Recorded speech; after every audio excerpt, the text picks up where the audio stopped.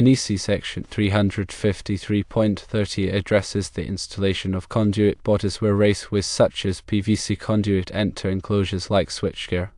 This section mandates the use of conduit bodies at every change in direction of the raceway run. Furthermore, it stipulates that a conduit body is required at the junction of the raceway with an enclosure. The purpose of a conduit body at these points is to provide access for pulling conductors, making bends easier, and protecting the wires from damage. The NEC specifies that the selection and installation of conduit bodies must adhere to the fill requirements detailed in Table 1 of Chapter 9. Table 1 provides guidelines on the maximum allowable percentage fill for conductors in conduit and conduit bodies. This ensures that the conductors are not overcrowded, which could lead to overheating and insulation damage. The fill calculations take into account the size and number of conductors, as well as the internal area of the conduit or conduit body.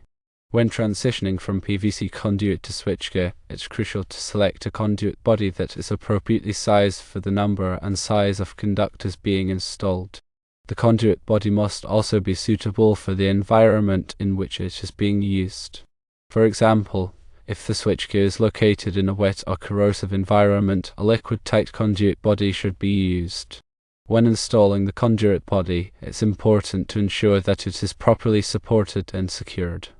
The conduit body should be installed in accordance with the manufacturer's instructions. The NEC provides specific requirements for the support of conduit and conduit bodies. Proper support prevents stress on the conduit and connections, reducing the risk of damage or failure. In addition to the fill requirements, the NEC also specifies requirements for the grounding and bonding of conduit bodies. Grounding ensures that the conduit system is properly grounded, providing a path for fault current to flow back to the source. Bonding ensures that all metal parts of the conduit system are electrically connected, minimizing the risk of electrical shock.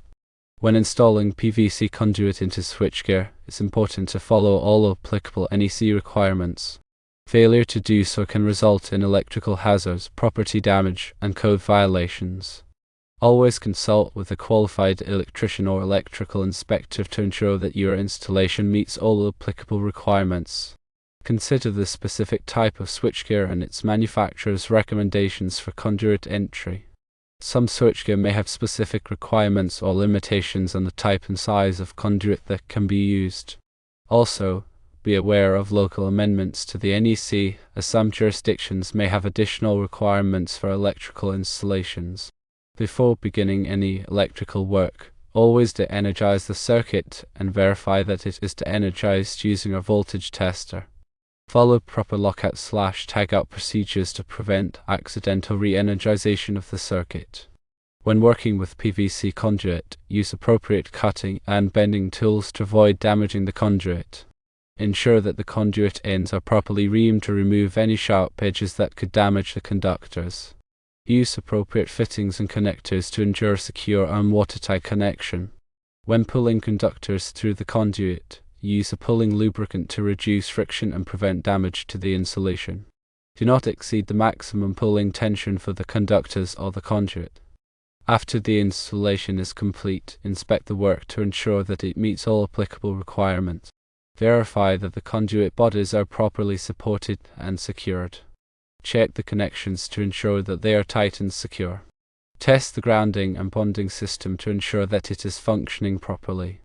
Document the installation, including the size and type of conduit, the number and size of conductors, and the location of conduit bodies. This documentation can be helpful for future maintenance and troubleshooting. If you are not familiar with electrical codes and practices, it is important to seek the assistance of a qualified electrician.